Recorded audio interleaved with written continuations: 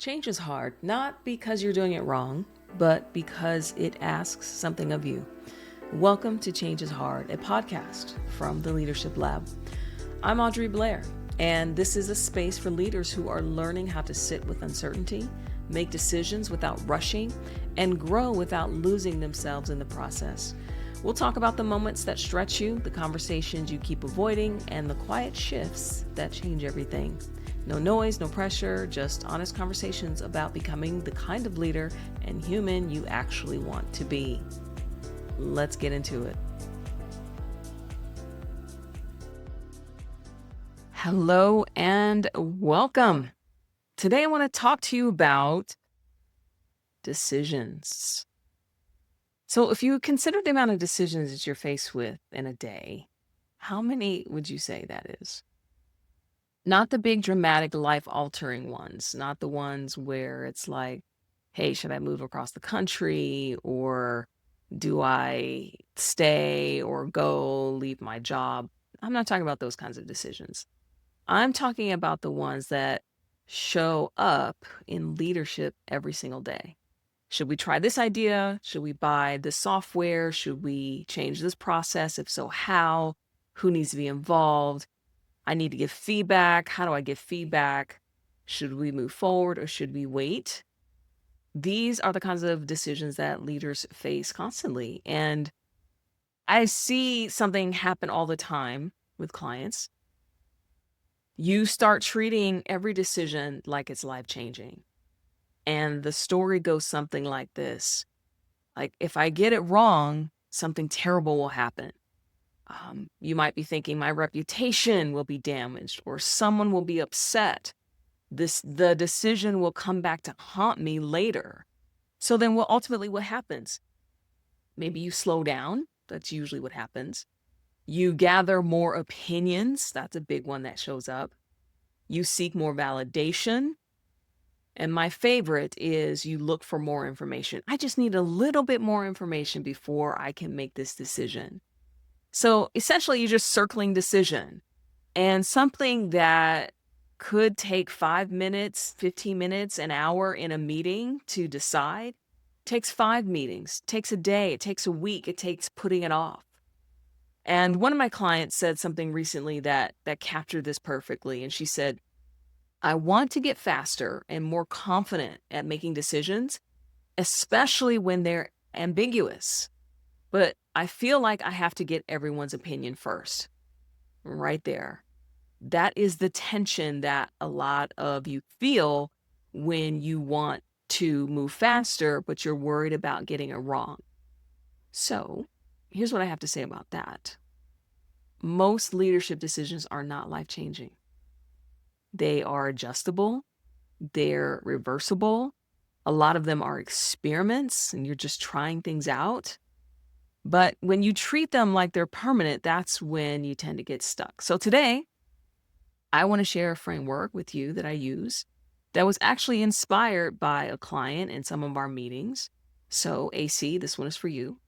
And it's a great way to help you move through everyday decisions faster with more confidence. And one important point I want to make here is that the thing that mostly slows you down is not the decision itself. It's the story that's happening in your head about the decision. That's where a lot of the friction lies. Okay, so the framework is called CLEAR, CLEAR, and it's designed especially for these kinds of decisions that you are making on a daily basis. So the first is C, and that is for context. And the question you want to ask here is really simple. What type of decision is this? Because not all decisions deserve the same level of attention. Some decisions are low risk and they're reversible. So you try something. If it works, that's great. If it doesn't, okay, we can adjust. Other decisions are high risk and are harder to reverse. So when you're thinking, hiring decisions or major strategic shifts or significant investments, yes, that's going to require a little bit more time, but you can still use this framework for those decisions as well. But here's what happens with a lot of leaders is you start treating low risk decisions like they're high risk decisions. And that just slows everything down. So when you're facing a decision, you can pause and ask, what's the actual risk here? What does this decision affect? Is there a time pressure? And maybe another important question is, if this decision doesn't work, can we change it? Can we make modifications? A lot of times that's yes, we can make adjustments along the way. And if that's the case, you probably don't need to spend 3 weeks thinking about it. It's just a decision that you need to make and move forward with it. Okay. So then the next part is L. And this is the locus of responsibility. This one helps to clear things up and clears up the hesitation almost immediately. And the question is this actually your decision to make? This is where I see a lot of leaders get tangled up.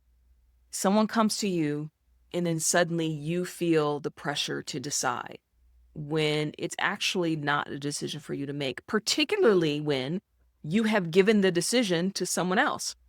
So there's someone on your team, you've given them ownership of something, and they come in and they ask you your thoughts, your opinion. They just want to get some feedback from you. But you suddenly take the responsibility of the decision away from them and you take it on. And then the pressure comes.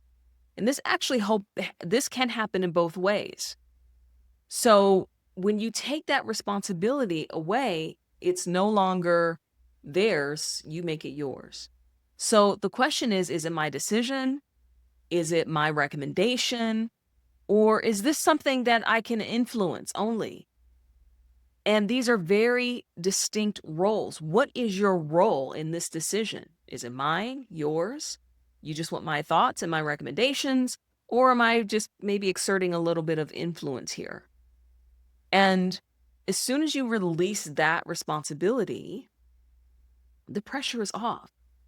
Now, that happens when someone comes to you. The opposite can also happen when you're going to your boss to ask for some input. A lot of times what you then do is you take the responsibility and you give it to your boss. And maybe they say something different or have a different opinion, or they are going in a direction that you weren't thinking of going. Suddenly you lose momentum and you make it mean something more than just getting their insights, their input, their opinion about something. You can still make the decision. Don't give them the responsibility if it is actually yours. Take on the role that is your role. Sometimes it's your job to decide. Sometimes you can just recommend and what you think should happen. And sometimes your role is simply just to contribute a perspective and provide influence in the conversation. So once that becomes clear, usually something interesting happens. A lot of the pressure disappears because now you know exactly what your role is and where you stand, and you don't have to take on any of that additional responsibility. So the next part is E, enough information. This is one of my favorites. Because now that we move on to information, and this is where a lot of people tend to get stuck, because the brain starts telling you things like, I just need a little bit more data. I just need to gather a little bit more information. Let's go get one more opinion. Let's see what these guys think over here. What does that group think? But really, that's not the real question. It's not so much, do I have all the information? It's you simply deciding, based on the information that's in front of me, what is the decision that I need to make? Because if you're waiting for complete certainty, you're just going to wait forever. So instead of asking, do I have enough information to move forward? It becomes, what information am I basing this decision on? What's the information that's in front of you? And then secondly, what information would actually change the decision? If there's something that you know exists that will change the decision, okay, then maybe find that piece of data. Most of the time, that is not the case. And one important thing is future hypothetical data doesn't count. So if you're like, well, 3 months from now, we're going to get this update and we're going to know, that doesn't count because you're needing to make this decision today. And your brain loves to imagine that somewhere out there is the perfect piece of information that will make the decision obvious. And most of the time, that's just your mind trying to delay the discomfort. And actually, I had a client say this. She said, well, I need to make a decision, but what happens if a year from now, somebody looks back at this decision and they go, oh, that was a terrible mistake. That was a bad decision. And I go, okay, let's just play that out. You understand that a year from now, you've had a whole year's worth of information and experience and things that have come on that maybe a year from now you would make a different decision. But you can't then retroactively go back and say, well, that was a bad decision. And the more important question I asked her was, in your 20 years of experience, how many times has that actually happened to you where you've made a decision and a year later someone has come back and said, oh my gosh, a year ago when you made that decision, that was a bad decision? When has that actually happened? She couldn't actually give me any examples because typically most of us can't remember decisions we made 3 months ago, let alone a year ago. Now, you might be able to look back and go, that was a pivotal point or that was a crucial point, but that's historical information. Now you've got more data to base that on. But in this moment, those things are irrelevant. All right. So A is alignment. Here's where it's a little bit of a deeper question because sometimes the decision isn't necessarily about the options in front of you. The real question is, does this align with the kind of leader that you want to be? So when you're faced with those kinds of decisions, you can ask, does this align with the values that we have set out as a team or with my values? You can consider if you are actually, by not making a decision, are you avoiding discomfort? You can also think about, am I choosing integrity or am I choosing safety? And if you answer them honestly, you'll be able to be more clear about your choice. Let me give you an example of this. When I start working with someone early on, we have this conversation about what kind of leader do you want to be? How do you want to show up? And a lot of times I'll get answers like, I want to be transparent. I want to be honest. I want to have integrity. I want to be the kind of leader that helps to develop others. So if you are now faced with the decision of whether or not to give feedback, and you're hesitating because it's uncomfortable, or you're concerned about, well, they may not like it, or you're concerned about, well, I might risk the relationship here, does that actually align with the kind of leader that you want to be? Because if you do want to be that transparent leader who's honest and clearly communicates standards and expectations, and if you want to be that leader that helps to develop others, you know that that feedback is paramount to development. And yes, maybe you are risking the relationship a little bit. That is a part of being a leader, is you being able to handle that and make those decisions. I have to do that all the time. I know exactly what that feels like. There's often critical points when I'm working with clients where I have to say something that I'm risking the relationship regularly. And it's, what's the term? It's simple, but it's not easy. And there might be a point where it becomes a little bit uncomfortable. But at the end of the day, if this is to serve them, give them what they need. If you're trying to protect you and your feelings or your discomfort, that's probably not helping them to develop. And that doesn't sound like it's aligned with who you want to be and how you want to show up. So working through that alignment sometimes helps to make that decision really clear. And if also thinking about what kind of goals that you might have for yourself or for your team helps you to move things forward a little bit more quickly. And now we are at the R. This is release the story. And sometimes this is the hardest step. Because after you decide, or while you're in the midst of trying to decide, your brain will still try to pull you back in. What if this was wrong? What if something changes? Again, what if new information appears? But the thing is, every decision is made with imperfect information. That is what leadership is. It's your ability to be able to move forward with ambiguity, your ability to move forward and function when there's some uncertainty, because that is what your team needs. What the division needs, what the company needs from you is to be able to trust yourself to handle, even if it's not the best decision, to be able to handle moving forward and make the corrections along the way. So remind yourself you are making the best decision with the information you have at this time. That's something I want you to remember, because the decision doesn't become wrong just because new information appears later.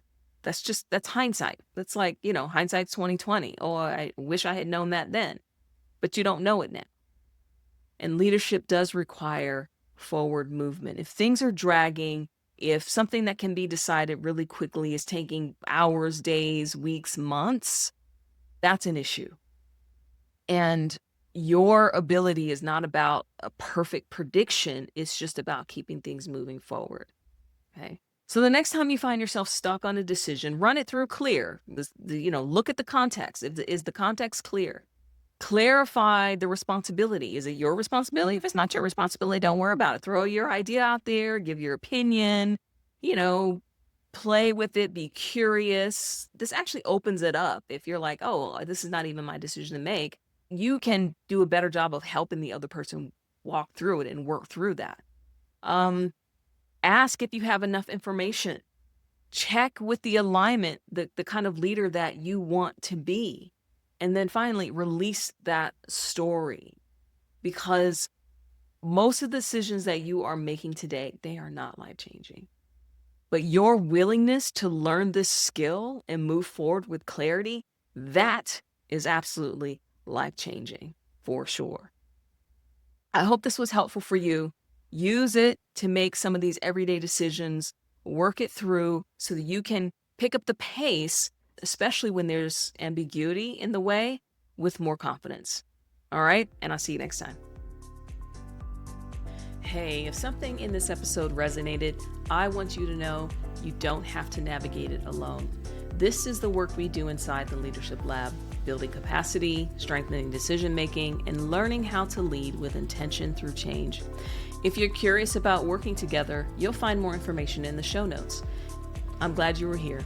I'll see you next time.